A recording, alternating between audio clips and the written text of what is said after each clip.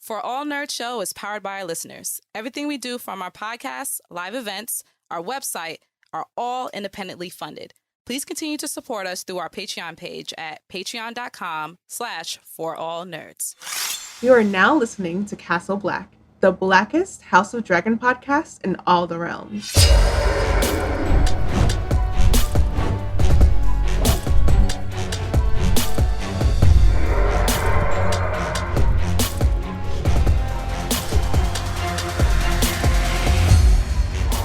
Castle Black. So this is the seat of the Night's Watch. And welcome, internets, to another episode of Castle Black, the blackest Game of Thrones podcast in all of the realms, powered by For All Nerds, where we discuss everything in the world of Game of Thrones from the perspective of people of color. And I'm one of your hosts, Tatiana King, a.k.a. the Lord of Lightsabers, Lotto Hightower, Sir Gawain's World, It Was All a Dream Fire, Tatiana Hannah the King, Kodak Blackwoods, and the Ting of the North. And you may see some familiar faces as well as a very new face. Old face if you are a fan of season 1, because we're joined by Tahoe Targaryen himself of Hard or Soft Show and So Shameless podcast. Tahoe, please introduce yourself. What's shaking, y'all? It is, hold on. Y'all done got y'all AKAs down. Let me get my shit. Hold on. I wrote them down. It's okay. Tahoe TV of House Drag These Hoes. The so shameless sire of so fucking what? Winter is cut. She's cut. She's coming. the hard hand with the soft touch.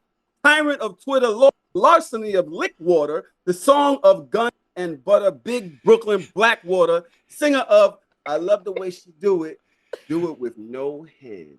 Yo, that's a fucking intro. I love y'all, man. Welcome. Wow. Back, man. What's good? Yeah, I just told him to get his AKAs ready right before the show, and this man came through with pure fire. This man is a professional. For those who know or don't know, I'm going to just tell you something. Tahoe has been a longtime friend of the For All Nerds show. He has been on Castleback Podcast in season 1, and he's amazing, and I really enjoy him and everything that he's been doing. So thank you for joining us, Tahoe. Appreciate you. Thank y'all so much for having me. And of course, we have the legendary co-host, BenHa of the Means. Yes, sir. It's your boy, DJ BenHa of the Means. Sir Christian Cold as Ice, the Grand Maester of Munch. A man has no shame. Bit off that Alicent, Biggie Smallfolk. Little Orphan Allen. We ride for Renice at dawn. The off-white worm. Spin the block on Castle Rock. Catch these hands of the king. And who wants that? See smoke. There it is. And of course, probably the smartest person in the room, because she already knows what's about to happen. Oh my God, Porshea. Porshea the Maester herself. Please introduce yourself. Hi, everyone. It's Porshea, a.k.a. the Maester of Green Dreams, a.k.a. the Three-Eyed Ravenclaw, a.k.a. Lady Mary Jane of Highgarden, a.k.a. it's Rhaenys, Miss Maylies, if you're ashy. Oh. God. If you're ashy. If you're ashes. Yeah, more appropriately. For real. The king is down. We got to go get the king. I ain't going nowhere, nigga. All right. So listen, we're here to cry for me. We're here to discuss episode 4 of House of Dragon. Listen. This was like the Gauntlet. I mean, not Gauntlet, the Gambit episode of X-Men 97. So Porshea has some titles for this. She called this Ordained, Ashes to Ashes, and Dust to Real Bitches, as well as Miscalculations. That's all we fucking seen this entire episode, and I'm in tears. I feel like when we watch X-Men 97 and they got my man's Gambit, this is how I feel. I'm fucked up right now. I don't know how y'all feel. Tell me how y'all feel about this episode in general. I mean, honestly, I saw this coming. I see. There's a lot of things that I see happening. This is actually what 100-year war, right? This is none of what we're seeing right now has anything going to be the main thing. Nobody is a sure bet. Nobody. There is no sure house. There is no sure council. There's no sure anything but the fact that people getting their heads cut off and burned to smither fucking rings. I'm amazed by this episode. That's all I can say right now. Ben, how you feel?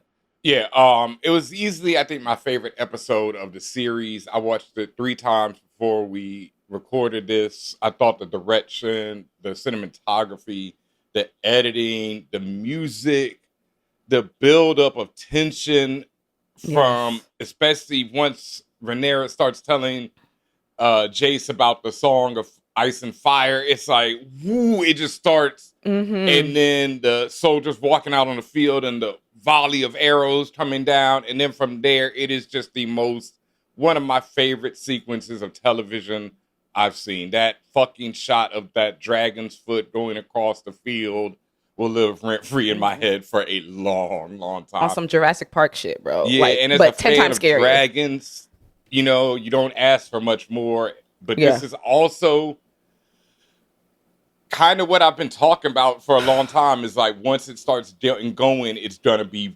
terrible. And that's what I've always said. And that's why, a lot of people will say, oh, your ideas are crazy or whatever. And I'm just like, yo, well, is this what you want? I don't see. Yeah. We always talk about these dragons. Pardon me, Portia. I know you probably want to come in, but we always talk about the dragons and this and the other. But who can stop Vhagar? If Rhaenys had the biggest one on her end, who's stopping Vhagar? Nobody. This guy is bigger than this is huge when it comes to dragons. What are you doing with this? Like, I don't see the whole big dragon battle that people are talking about we're gonna have. I don't know when it's gonna happen. When it's gonna happen. That was it for me. I don't understand it either, because Vhagar's the big joker, and there's nothing stopping that. No matter what, if he's around, it's quiet for you. So that said, Portia, you're called our maester because you've read the books, so you knew this was coming. And I don't know, purposely you didn't say shit to us, but when I say my stomach was churning the entire episode, and I know you were sitting there fucking laughing, how did you feel? Look, like Rhaenys, I really enjoyed, I think, like, this season. I could tell that they were really, because I knew what was happening with her. I knew that the scenes that we got with her, they really were setting her up to be someone you really cared about. So when they pulled that rug from under you, you really felt that. So I appreciated, like, they had her go out, like, so much better. I think one thing about the books that I enjoy that the show has done is that, like, the books are kind of, like, again, from that perspective of the maesters and whoever, people who weren't really there, they get the secondhand accounts from the people who were there. And so a lot of the times the books are just going to say, like, kind of conjecture about, like, well, like, in this particular sequence, they say that, like, Sir Christian, Cole, and Aemond and Aegon plan together to ambush Rhaenys. And so it's fun in the show where they have, like, no, Aemond was ready to take his brother out, and, like, Aegon never had a handle on any of this in the battle that was going on. Right. But the thing that remained constant is Rhaenys has always been a real win from day one. And I think it was interesting that they set it up last season where she was in the dragon pit and could have taken everybody out, because that wasn't part of the story, like the original story. Okay. And so I think that, but it becomes part of your thought process when you're watching her go through what she goes through in this episode. Like, how she's not afraid. She ain't never scared to pop up in her dragon. Like, she's ready to, like, she has strategy. She knows how to battle with her dragon. She has the command. She knows how to fight with her dragon. But yeah, like, it wasn't about to her. It was about the line of Targaryens and not having to go there. She never wanted to have to go there. And then when she had to get ready, she was ready. With Vhagar, I would say the thing about Vhagar is a really, really old dragon. Vhagar has been there since Aegon the Conqueror, the original Targaryen to take over the Westeros, which has been hundreds of years, right? Right. Vhagar is old. Vhagar is ornery. And you can play that against someone. So I wouldn't say Vhagar is an impenetrable force, but I will say, like, yeah, no, you're right. Like, it's going to be really hard for them to figure that out. But you also you have to think about who has dragons, and who's battle ready, battle hardened, and who's likely to pose a threat to Vhagar. Right. Listen, I'm sick. You said the rug up under me. I feel worse than that. BenHa and I were talking about it the other day, and he used this word disgusted. That's how I feel. Like, there's no other word. What are we actually disgusted by? Rhaenys. Rhaenys. I'm disgusted. Yeah, go ahead. This didn't have to happen. This did not. No. Why do y'all think Thank this you. did not have to happen? Why do y'all think it didn't have to happen? I want to hear y'all. Ooh, this about to go. There's several reasons, but some of the stuff I'm gonna touch on is the fact that I feel like she wanted to die. I think it was almost like she was proving a point in a way. Because there's no other explanation for her actions. And when I say her actions, I don't mean going out there, just this fact of going out there. I didn't want her to volunteer herself, number one. But she did, because she said, who fucking else will go? The 2 or 3 times she could have left. She could have left the fucking battle. 3 times, okay? And it was very clear those times. And every time she chose to come back, she looked at Maylise every time. Maylise looked at her like, we doing this, G? Maylise is like, yo, do you see that, nigga? They like, you know, we do not have a dog in the race. Are you sure? Maylise is like, look, nigga, we already cooked all them niggas. The fight is won, nigga. We good. There was no Tahoe, why do you feel that way? Tahoe, why do you feel that this didn't have to happen? I want to disagree with you on the point that you made. Okay. Rhaenys's job, what was the name of that castle? Rust Keep or something like that? Rook's Rest. Rook's Rest. She was trying to save that castle from them getting it. If she would have left, Vhagar now just burns the castle, they get the castle. She had to play her part in that whole role. And her leaving, especially with all of those men at the council that are challenging women's power and challenging their decisions, it has there's like a 2 place that she could go, and neither one of them would have came out with her winning. So for her, I have to stand like a battle warrior in this fight and go back. I can't just leave, because if I leave, am I going to say when I go over there, oh, Vhagar was there? Like, what do you say? Why not? The big joker, I have no spades. Why not? Well, at the end of the day I'm disgusted by the whole council in the first place.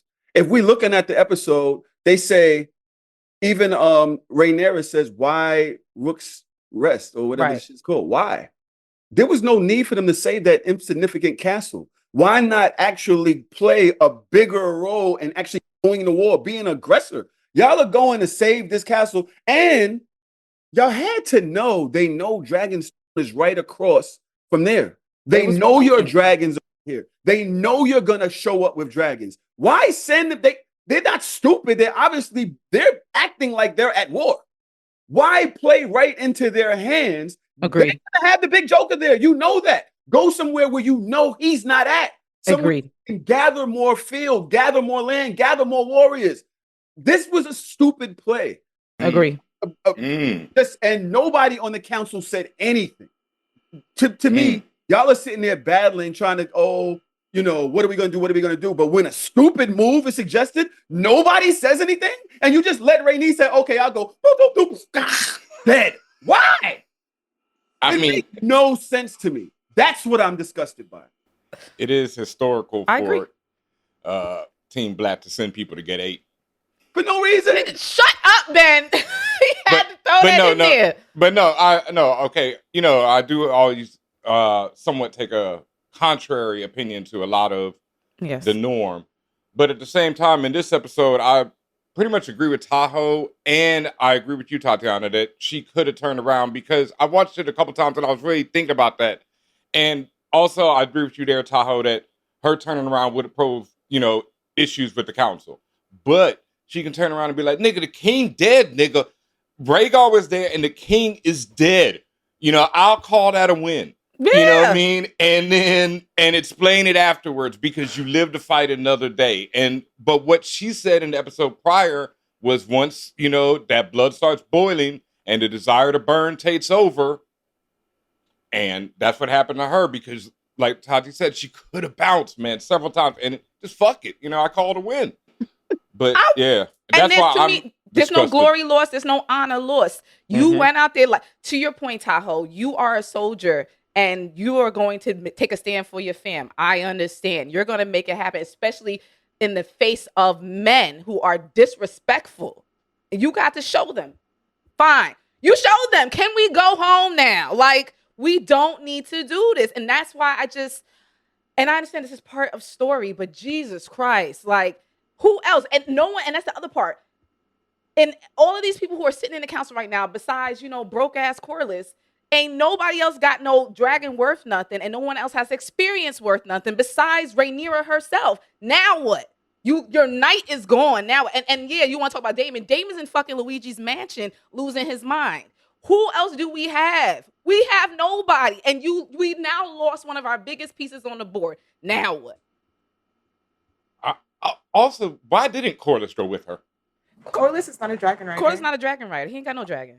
He a ship rider. That's what the nigga do. Okay, I thought and that he nigga makes had a baskets. dragon on the He low ain't or no something. dragon rider. He's not a dragon That rider. nigga better go get sea smoke. Ain't that his son's dragon? No, You he's just not a can't- dragon rider. Look, He's yeah. never niggas bonded learn with a dragon. quick. And he old too. He Hey, be acting like that. White Worm looking to learn. You know what I mean? Like, I just, I get it, but bring the ships then, nigga. Something, sail them ships over the So they fucking. get The burned ships, by the ships Vhagar? gonna take weeks to get there. That's what I'm saying. The Oh, only so true. Vhagar can take them out? the So only Vhagar just answer- go, ah. The only answer to a dragon is a dragon. Okay, that's the Well, fastest then, yeah, you well, get someone. well, That's the then, most like- might you got. Well, then, like Tahoe said, they should have sent more than one, if anything. You know, if you going because you know what this Who, is. Baylor? Inexperienced Baylor, where the council said you should have burned them when you Damn, had the you chance. right, it's He wasn't tight. wrong. Or It's tight, Dracarys, fuck it. who's also has a wasn't death wrong. wish. Y'all He's just trying to remember jump in there. Like, it's not, look. Look. Look. Look. So, Jace? So who else banned right. Jace? Like, it's Look, not, look. Hey, you know what I Rhaenyra mean? herself said you ain't got it like that, Jace. She told him you not ready for this. And plus she probably didn't want to send another son to have something happen to him. Wait. Oh, She didn't wanna we send believe another the one? press that Purposeful she the did first not know time, that the but at freaking this wild point- card was on the play for freaking going to take a message across the street. Like, she didn't know that. She didn't know But like, that. here's the thing with like, I think Tahoe's on the like already like he's hitting all the notes because it's like that council is so behind and trying to get like they should be ahead. They have all the reason to be ahead in planning because they haven't had someone come and take out somebody's head, an infant's head over there. Right. All they've had was the twins kind of tragedy, and that should have put them alert immediately. Let's get these plans together. How are you getting taken out by a strategy devised by Aemond and Crisco? Like, that doesn't make any sense. Cut. That doesn't make any sense. I think underestimating Aemond is a big mistake. Now, Chris, I don't think maybe, it's about. I don't think it's but about Aemond's about that underestimating. life. I think that the council is showing how ill prepared they are. They're trying to talk. They're so busy trying to play this political game of, well, the woman shouldn't be Right. like part of parcel of this or whatever. Like, let us men handle it all. But what are you handling? Like, what are your plans? What are your strategies? Because y'all been Exactly. sitting here. Rhaenyra's been in and out. Where's your plans? She comes back. There's no plan. It's just, oh, they're gonna go hit Rook's Nest. Let's go do something. That's ridiculous. 1,000%. They had no offensive maneuvers. There's a board here. You know which castles have what. You know which ones have passages. You know which ones you can do blockades. They had no suggestions of any offensive maneuver. Everything is, we need to send a dragon. Where? His To response. do what? Right. To do what? To get burnt up, choked out, slammed into the castle? That's it? That was your plan? That's the big plan, you old motherfucker. Y'all just sitting around jerking each other. I was so like when literally Rhaenyra is the one who looked at the board Yes. and picked up the piece and was like, well, why are and nobody else pointed towards anything. Nobody did anything. It's just There was no plan. It's idiotic. It's incompetence. idiotic. It's complete incompetence. Yes. Misogynist, like the stupid men that think we're gonna like, but y'all have a plan. Where's Y'all the had plan? no plan at all. Just women shouldn't rule. That's it. That was their plan. Women shouldn't rule. It's ridiculous. So I'm beside myself because I just like, where do you go from here? I got a question for Portia on this note, on the not really on the incompetence, but on Ray and everything that's going on with her. Because I was reading on I think Twitter this week, and I saw people talk about how the show is portraying Ray as a little different from the books. Like in the books, because there's this whole thing. Like last episode, she sends the dragon eggs, and now the show's producers are saying somehow those are the same eggs that Daenerys gets. Yeah. I'm like, okay. But at the same time, and they're making this whole thing like, you know, she saves the Targaryen and everything. Bloodline. But yeah, in the books, from what I understand, it's not the case. Like she's more like she's ruining. I mean, the Targaryens fall because of her. And I don't know. The show seems to kind of be getting there too, because she's making bad moves and. Right. Well, Porshea, how is the book portrays her versus how the show is portraying her? Is it like aligned or is it different? I don't think that, like, I mean, that possibly just my opinion.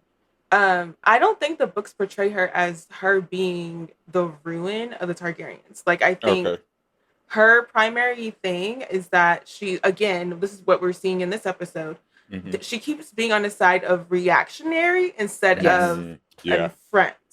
And because she keeps being reactionary, she's not, and it's all coming from a place of like, this is not supposed to be happening. And she needs to, like, it's online, it's happening, let's go, girl. Like, we're here. She's not there. In the books, there's more, you kind of get a bit more calculation, but I'm not sure that we're not going to get that, right? Like, we're not in the place where she hasn't been with her council. She's been away from her council. So we should be seeing some actual thought within the next couple of episodes. I also would not, they appear a certain way for Aegon and his dragon. What the books say happen versus what the show's going to do, I wouldn't count. So the king might not be dead? That's my question. So I wouldn't count what you saw as the end all be all. I didn't think he was dead. I didn't think he was dead. Now here's why. I do, and I know not all Targaryens, but a lot of Targaryens are, like they are immune to fire. Like we see that with Daenerys, and they have a resistance. Or resistance. Fire. Yeah. And when you see homeboy Aegon on the ground, he's not burnt up to toast like the regular people on the battlefield. The people who got lit up by the dragon on the battlefield are ashes to ashes, right? There's nothing left. Him, he's barely, like, he got some black smoke on him, but his whole body's intact. There's nothing wrong. And the dragon, barely alive, but is breathing too. So I was just like, I don't think Aegon's dead all the way. If that's the case, then why do we know that Rhaenys is dead? They had the same fall. It's the exact same fall. And that's why I think he might be dead. And also, I was just thinking about this on my last watch, the fact that Cole falls to his knees and doesn't run in there like, my king. Yeah. It's kind of like... Which is why I thought maybe he is dead. And but then, also because Aemon, was going in with the knife. Aemon was going in to finish the job. And then he's like, no need for that.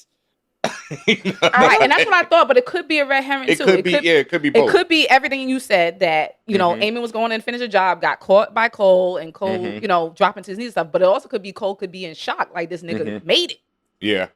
It could be, I think it's still questionable because the camera also purposely didn't go to Aegon's face. Like it went barely over the ridge of the tail of the dragon. So you can kind of see a body, but it wasn't torn up. And to your point, Tahoe, I just assumed, because that was a height. And when it comes to Rhaenys, that was a height she fell from. I don't know if they fell from the same height, but her dragon's bigger. And she fell on top of the castle. That she, you know what I mean? Her on the castle, then a giant ass dragon. The fire may not bother her, but it's just, I don't know. It's just not. And them niggas is coming through. Either way, they coming through and stabbing that dragon and stabbing her up too. The look on her face as she fell as well, like the resignation of it all. Like she was just like, she was like, well, that's it. I'm done. Her And that's why I dragon was like, died. did she do this on purpose? I mean, her dragon was dead. At that point, the resignation is, like, what else? I mean, if my dragon dies, I guess the love for Corlys ain't enough, because that was, that was it. It was. Well, like, she was already over Corlys because of the whole Alan the Bastard situation that we're gonna get to in a quick second. But I think also, and I'm trying to use the context clues of how they match up the dragons to the writers, right? Like the dragon is almost the heart of the writer. If your dragon's dead, 9 times out of 10, you probably dead too. So for Meleese to be like done, I felt like, and to your point, Porshea, resignation on the face, I think that's it. Versus Aegon's dragon was technically still breathing. It was the last tight breath, but it was still breathing. So I was just I don't know. I have a question. And I don't want to take the show where y'all don't want to go, but keep going. I need to ask. Yeah. Y'all, it was suggested that Rhaenyra might be the fall of the Targaryens. This is what Ben said that he read on the internet. Are we not going to put Daemon in there? Like, because they go hand in hand. This is what we know, that this is a Targaryen war, right? This is what we know, and we've seen with his lack of responses, with his lack of any general moves. This is a guy who's actually battle tested, actually won several on his own and come out and, you know, brought money, soldiers back to the crown. But when the show starts, he's cutting the crown off of somebody's head. I don't know if y'all want to go into that. Absolutely. It goes into his whole act that he is actually, if anybody, the one that's really testing right now, like, would be the fault with his with his indecision, lack of showing up, leaving her open, because they were supposed to be there. Daemon could have been there. He absolutely could have been there. He got a real ass dragon that could have did some real ass shit. He was supposed to be a real ass nigga, and it wasn't. He sees the vision of himself as Aemon, and it's like he knows that eventually he needs to deal with this, and he, you know, because he hasn't dealt with it his whole life. And this is something we didn't talk about that much last week, but like Tahoe said, he cuts the head off of little Ray Ray. You know, it's like young Ray Ray. He hasn't dealt, and then the witch brings this up. You know, does he see her as this little girl? And because he couldn't control her as this little girl anymore, he can't fuck with her because he's like, now she's a full-grown woman. I can't bounce her on my knee like I used to. I shouldn't have to listen to this woman. And it's pretty much the same thing with Daemon. He sees this nigga as this little kid. I mean, it's Aemon. Aemon, Daemon. So he sees Aemon as this little kid, and he's like, you know, whatever. And not realizing, like, also say again, Porshea, do not underestimate this nigga. This episode showed you Aemon is about, like I always say, you know, I'm not on any side, but I'm for people who play the game right. Aemon is about that game life.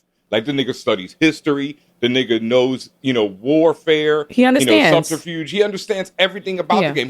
He does not get emotional. You know, he sees his brother riding in. He's like, fuck this room. I hope, nope, chill. We got this. Because he could have just rushed in right there. Yeah. Nope, none of that. He just waits and then whop, whop, whop, whop. Sometimes you got to pop out and show niggas. You know what I mean? Like, facts.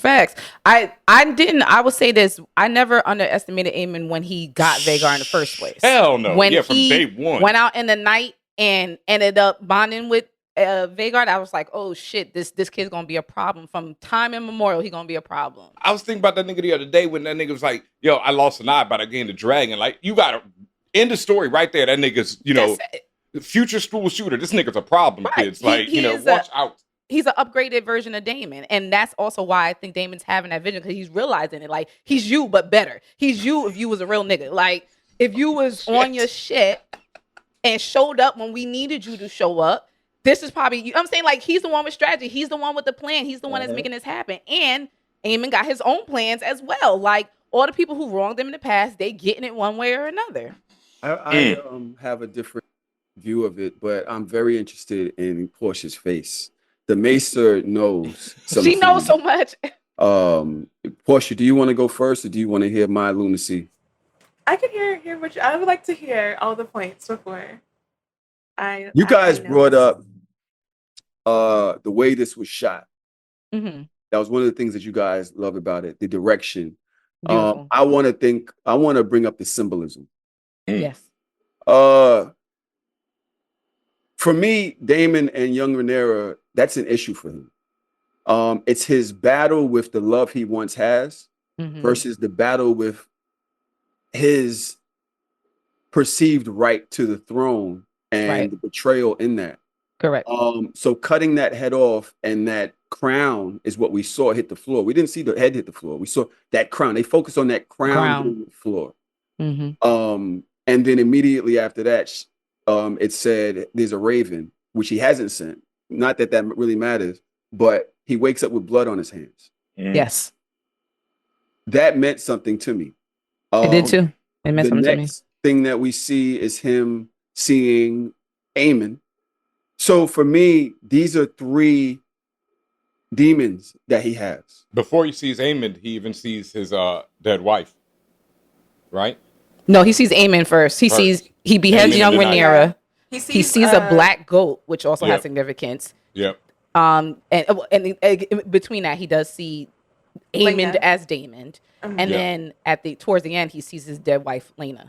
He sees Laena at the table. Serving. So to me, that just shows that he is being tormented by which way to go.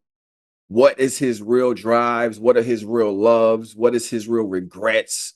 All of these things are tormenting him in this castle. None of which shows any sense of loyalty, by the way, to Rhaenyra. Not one moment of it shows any sense of loyalty there. You know what I mean? Like, so what happens with Daemon to me is very important with him at Harrenhal and actually escaping Harrenhal if that happens. And I'll leave that to Portia. Yeah. So this is the thing, right? This is the Dance of Dragons. This is the end of the Targaryens having dragons as dragons in Westeros, basically. Dragons in the world of the Song of Ice and Fire. And I think that's important to think about too. We keep hearing them bring up the Song of Ice and Fire, like Aegon's original dream for wanting to be in Westeros in the first place. And that Song of Ice and Fire prophesizes the prince that was promised, who is interpreted to be Jon Snow, right? So that's the final end game. We already saw the final end game play out, for better or worse, in Game of Thrones. What we're seeing now is why the Targaryens were never going to be able to just reign over anywhere. The Doom of Valyria, they weren't even, like, there were so many different dragon leadership or whatever that was happening in Valyria, where they're actually from, like back in the old days. They weren't even the top of the count then. They came in with dragons to Westeros where there were no dragons and took over. That's how they conquered everything, right? So with Daemon, with Aemond, there's like this thing with Targaryens where, like, and I guess like you kind of see it in Game of Thrones with Daenerys' brother Viserys, how like he says, I have the blood of the dragon. I'm the blood of the dragon. That comes from somewhere. That comes from this old age where there were dragons around, and like Targaryens, where they would say that they were like, I'm the blood of the dragon. And if anyone has that kind of attributes in this series, that is Daemon and that is Aemond. But that's the thing about being the blood of the dragon. They rage into that blood real quick. They're not like as much as strategic as they can be, as much thoughtful as they can be. They don't give a lot of leeway and like thought into like sitting down and actually pulling it together. Sometimes they like they know you can play on their rising blood of the dragon crap. So as much as like you can have a moment of them being strategic, being battle ready, boom boom bam, I'm good for a fight. People can use that against you. You're never gonna be completely safe from getting yourself in a position where you're not the big guy on the field one day. You're going to get got. I have to say then, if you say that, then the people who have the blood of the dragon, as was said in this episode, is also Ray and Rhaenys, because it's shown, Ray reacts and doesn't think. And then Rhaenys in this episode really reacted and didn't think when it really mattered, like, sadly, and it hurts. But, they have it as much as them, if anyone. Like, I still say that Aemond is making a point. I think for Ray, what are you talking about for Rhaenyra? Like, when did she react that way? In this episode, when she sent Rhaenys to die. Like, when she said, I'll go. Yeah, and when she said, I'll go. When she didn't think. It's like she did not think. And that's been my whole thing with this. And this is something else that was brought up in this episode with Alicent's side of the story, is that, like, this is going to happen no matter what. People were going to challenge her for the throne. The problem is she sits on nuclear bombs and she was going to let them loose no matter what as well. That's why I keep saying over and over that I just don't feel that she's any more fit to the crown, despite what people say about her being merciful, etc., because people were going to challenge her eventually. And eventually I feel like this would have been her response. Or it would have been the people around her's response, which is the other problem, because she did marry this madman and, doesn't look after him and doesn't think about it as anything. And so, like Tatiana said before, doesn't think about her actions and words as queens either, which is something really big. So it's just, this was going to be the result, no matter how, Viserys's original thoughts went. And that's why what Alicent says. And that's why I still kind of, move with Alicent, even though she also has a bunch of idiots and madmen around her. But at least her council keeps moving when she ain't around, when Aegon around. But, when it's like, yeah, I'm living on that lie, but we're going to close the book on that and keep it moving. I'm not going to sit here and be like, it should be mine. It should be mine. It's like, no, I have to hold this no matter what. Yeah. And you could have probably figured this out, but the black goat symbolism is a lot. Mainly demons, Satan, fear and anxiety. It has spiritual significance, just like it's representing the negative influences or forces that you're trying to overcome. And then the personal symbolism, like based on your own experiences, beliefs, and emotions, everything that you're going through that you're trying to conquer. And we see that in everything that Daemon sees this entire episode. So I was just like, this nigga's cooked. I see a goat in a dream. I'm like, oh, I'm the greatest of all time.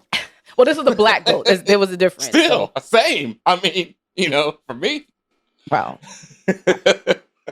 Y'all think that Rhaenys really wanted to die, though?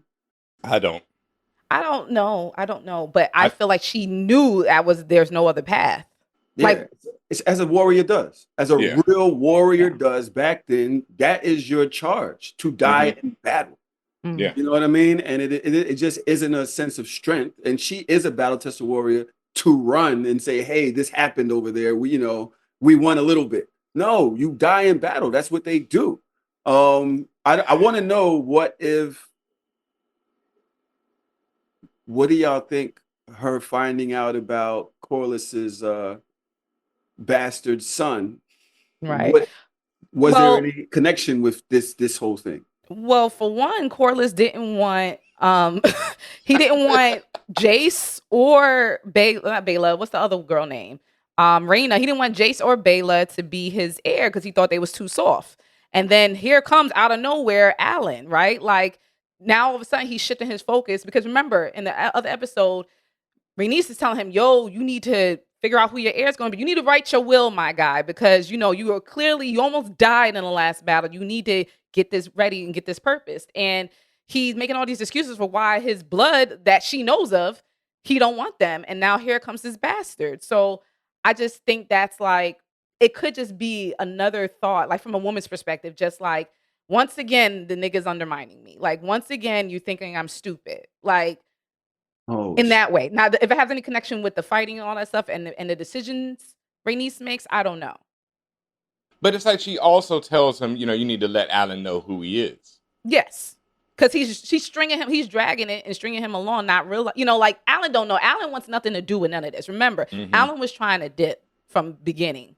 Okay, and while we were talking about Alan, something I realized this episode is this Negro is probably shaving his head every morning, and that's why he's hiding his white locks.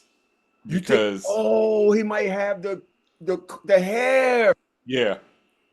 And because I was like, okay, he naturally bald, but then it's like everyone knows, so he can't let that be known. He can't be out there, I'm a Targaryen. The bastard.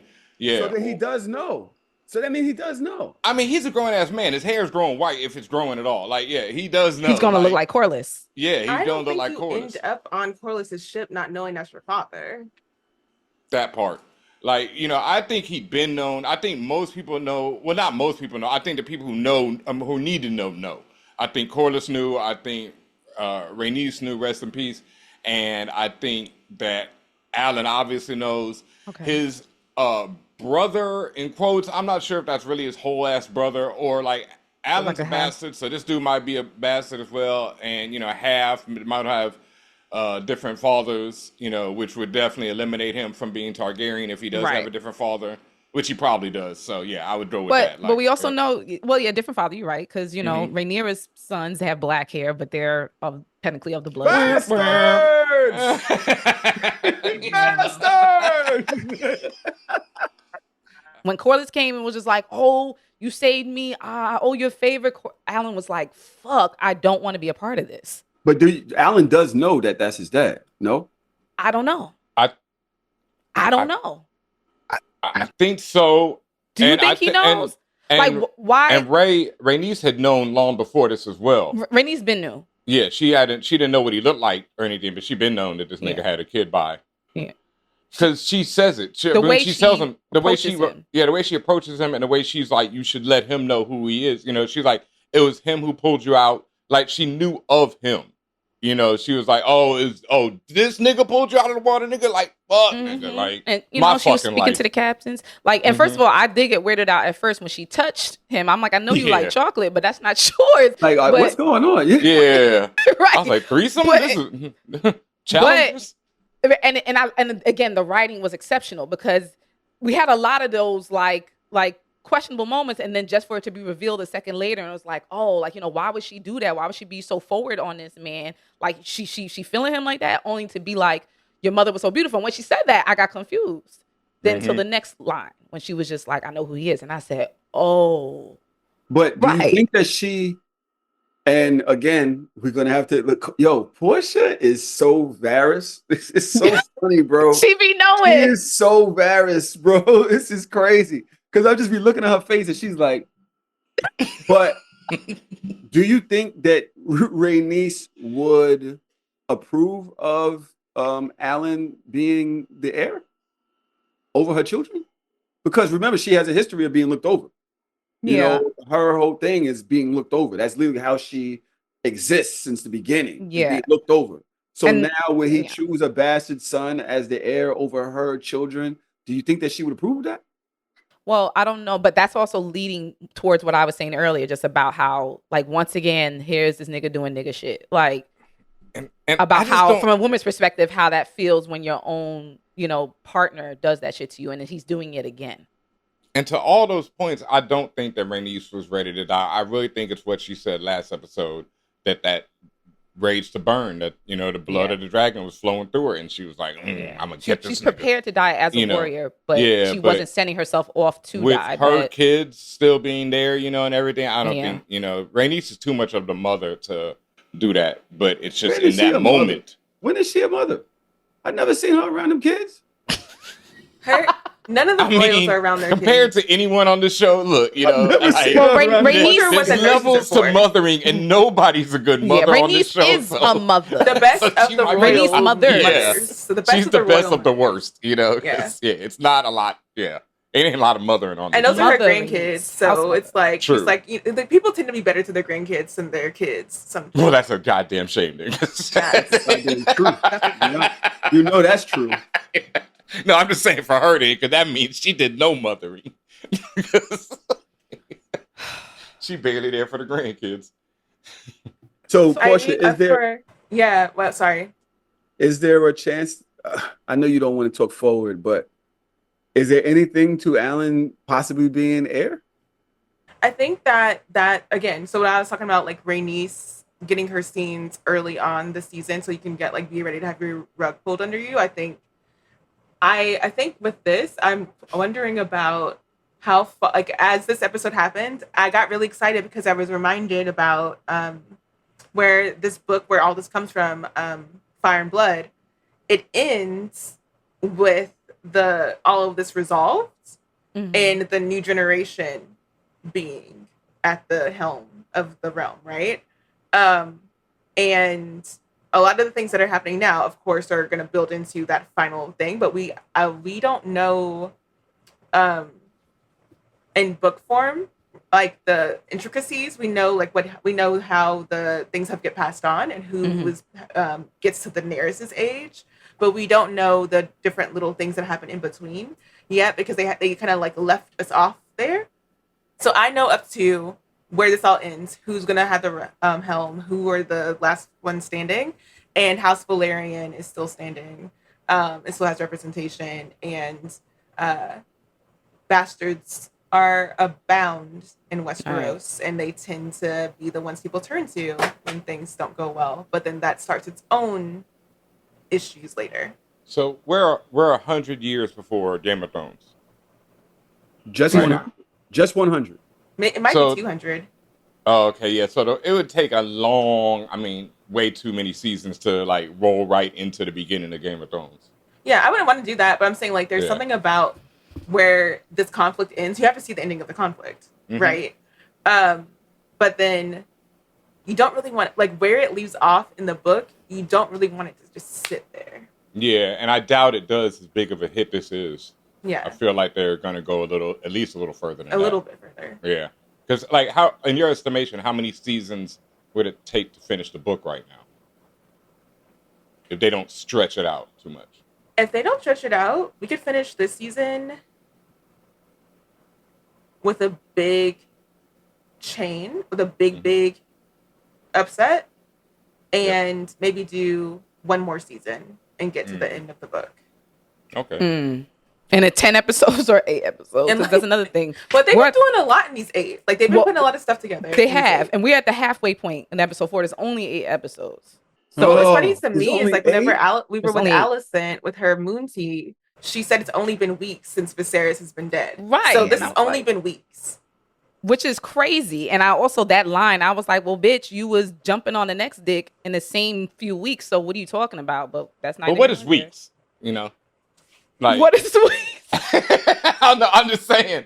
Not like that. Like, but I'm saying how many weeks? It's weeks. You know, that could be 9, 10, you know, by their estimation. Yo, would you be cool with your wife fucking somebody else in 9 weeks after you die, man? I'm not gonna be cool with anything. I'm gonna be dead. It's been like 2 before she jumped on the Christian. So it's not even been. It's been 9 weeks that she like knows that she's pregnant, probably. But would you be cool, Tahoe, if that was your woman? No, Sir Christian Cole of all people. That matters. Sir Christian Cole. It does By matter. the way, I hate to jump around, but he's fucked. He's fucked because not only was Aemon's mom pregnant by you, now the Maester knows that she was pregnant, right? The guy that named you Hand is laid down, broken into pieces. Aemon actually has sights on this throne, and absolutely. I would definitely think that the entire council, everybody is going towards Aemon. That's what it is. Yes. When he finds out that Sir Christian Cole was fucking his mom when his fucking nephew got killed, are you kidding me? Sir Christian Cole is fucked. I cannot wait. He's fucked. When he went down on his knees, that wasn't about the king. That was not it. Like, damn, now what? He was like, wait, we had a plan. Oh shit. Did he just, and he saw the Daemon, he saw Aemon fry the king. He was looking. He didn't see him get fried. He didn't see him get fried because he got knocked out. He saw the sword. He saw him with the sword ready. Remember, Cole bowl cut fell out. He knocked his head and fell out. So he didn't see. And when Vhagar first came down, was smashing on people, that's when Cole got knocked out. So he was out for the count. I don't know. Because that's what I was saying earlier. The Maesters only have secondhand accounts from the field. Everyone thinks that what happened was that Aegon and Aemon planned together to bring their dragons. So nobody on the ground saw what we saw. We are getting a bird's eye view of what happened with the dragons. People on the ground don't know what happened with the dragons. Okay. And then, but what he did see Aemon walk with up the to sword, presumably about to got. You know what I'm saying? Like, Aemon at the end of the day thinks and feels of most of his family as a bunch of imbeciles. Okay, particularly Aegon. Aegon was the one who was constantly bullying him. Aegon, when he was over there, when Daemon was sucking at the teat of his woman, here come Aegon with the frat guard talking shit. You know what I'm saying? And that was how they've been their entire life. And Aemon's that type that's like, he's a Capricorn. He's just gonna bide his time, and when the time comes, you gonna feel it. He forgives but never forgets. Absolutely. And let's not forget, Sir Christian Cole was feeling himself at that council table, told Aemon, no, I'm going, you're staying. Like, the fact that they formed some kind of alliance behind the scene, let's not think that Aemon really fucks with Sir Christian Cole. You're right. I forgot about that. Your ass you in my eye too. I would say eyes, but it's Aemon. You're in my eye too. I'm going to get you too. So first is Aegon, and next is Cole. And so I would assume, and Portia, I'm looking at her, I'm not sure if I'm right, but I would think that Sir Christian Cole is about to be fucked. He was really feeling himself. I hope so, because he keeps making it out alive. Every episode, another episode with Cole alive. Once again, he can't keep getting away with this. He gots to go. I've never been in the Cole fan club. You know, I'm in the Allison fan club, but not really the Cole fan club. And I had to say that bitch nigga putting them hands on his armor this episode was really over the top for me. That's when I was like, oh, this nigga gotta go. That nigga got the little hands circling his... Oh yeah, the hands on the hand of the king. Now he has the hand necklace, the hand chain. That's his Cuban link. And he almost got Gwen killed, and that was another step too far. And then when we go back to the idea of symbolism again, like Cole, just a few episodes ago, was talking about, your cloak needs to be white, because of the purity of the Kingsguard. And when you see Cole's cloak, it's a mess. It's dirty. It's trashed. It's bloodied, and and everything else behind it. And then you just see him he's doing it in the honor of the King Aegon, but like he's doing some dirty shit. And the way he's moving is just like the honor that's supposed to be like the guy that he ends up beheading, the Darkleys, the Darkly leadership. He was just like, you're not even fit to wear that shit. Because he know Cole ain't shit. At the end of the day, Cole ain't shit. I love that he said something about the desecration of the cloak. And it's like, desecration. That's he was a powerful word. You don't just say that to any old body, unless they are garbage. Okay? Also, to Tahoe's point, I was just thinking about something. Aemon is at the meeting when they were calling Cole Kingmaker, right? Yeah. They're calling him Kingmaker on the field too. Yeah, I know, but that was it for Aemon. That's it. He's like, this nigga? Like, okay. Yeah, we gonna see. Bet. So Tahoe, I'm thinking back now. I know what you're saying that, and you're right. When they had that council meeting an episode ago, when Aemon was like, oh, I'm gonna go out there with Vhagar, and Cole was like, no, you're not. Was that a true disagreement, or was that sleight of hand? Because for them to then have this an episode later, for them to have this plan that, we're in secret, Vhagar going to be there. Because remember, no one knew that Aemon and Vhagar was there. Except for Christian. So was they playing a game in front of the council to make it appear one way, and then at the battle was something else? It was a secret plan, as we all know. No, Aemon was playing Cole at the council. You think Aemon? Okay. Yeah, Aemon's like, oh, okay, word, bet. That's Aemon. Like you said, the Capricorn. He going to sit and wait. He like, oh, okay, bet. And then hear that Kingmaker shit, bet. Like, it's all, like, word, all right. I mean, he's, like, this nigga's the one. Like, I mean, I know he can be taken advantage of just like anybody, but, but he is a plotter, first and foremost. And this nigga's someone who knows how to take an L to take a win later. Like, he's... Yeah, he's one of them ones to watch. I definitely don't think Aemon would lower himself to trust anybody, especially Christian Cole. Hell no. I just don't. I just think that he rules in darkness. He knows Christian Cole's fucking his mom too already. He been known that. He absolutely. Everybody know. He's like Darth Vader. You're not gonna. I'm not gonna be on your team. I'm that guy. And so, just the idea that you would think that you all at, I'm gonna humble you. Is what I think. Portia would be able to tell me. Yeah, he has the biggest weapon, literally. Like, who's gonna fuck with him? I just think that for this battle, that was the battle that we saw them, because we saw Christian and Aemon speaking together by themselves. I think this was what they were planning. So I don't think that, again, because Christian knew that he was laying in wait, and he was like, where is he? Whenever, he made the signal. So, again, this plan that they put together, that was something that he devised with Christian. It wasn't something that, he was like, oh, I'm just going to pop up and be there. He was... Oh, no, yeah.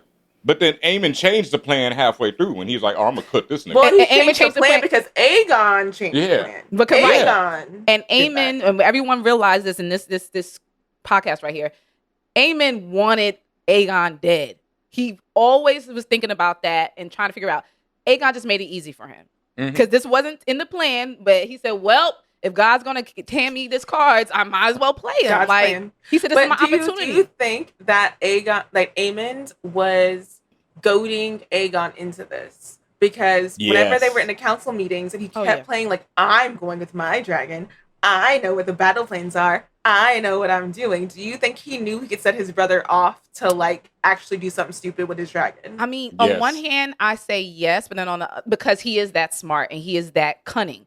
However, his response when he saw Aegon fly overhead was one of surprise. What the fuck are you doing here? So it can't be both, right? It can't be, oh, I plotted this and there goes my brother at 10:52, right when I schedule. No, not like that. I just think they are both constantly, egging each other on. But did he know egging him on to the point of bringing Aegon out? No, not today. I just know that eventually, if I keep fucking with this nigga, he gonna do something stupid. Yeah, but not on that specific day. Not right in that moment. No, I didn't think he was like, ooh, this worked out sweet. Nah, it was more just like, okay, like you said, oh damn, dealer damn 21. Like he fucked up the plan, blackjack but also nigga, like he fucked up the plan, but also played into Eamon's plan, like his long game plan. He just truncated the timeline. Like, if I'm not gonna kill you 2 weeks from now, I'm gonna kill you now. And that's the perfect time. Like, who can say it's what? It's a battle. That's what happens in battle, the fog of war. There's always things going on. You don't know who's who. You don't know who's fighting what.